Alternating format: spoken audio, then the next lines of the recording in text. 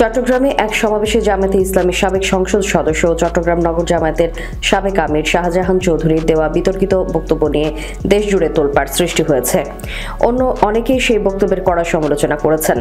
যদিও জামায়াতের পক্ষ থেকে বলা হয়েছে যে বক্তব্যটি নিয়ে এত আলোচনা সমালোচনা সেটি তার একান্তই ব্যক্তিগত, এটি দলের কোনো বক্তব্য নয়।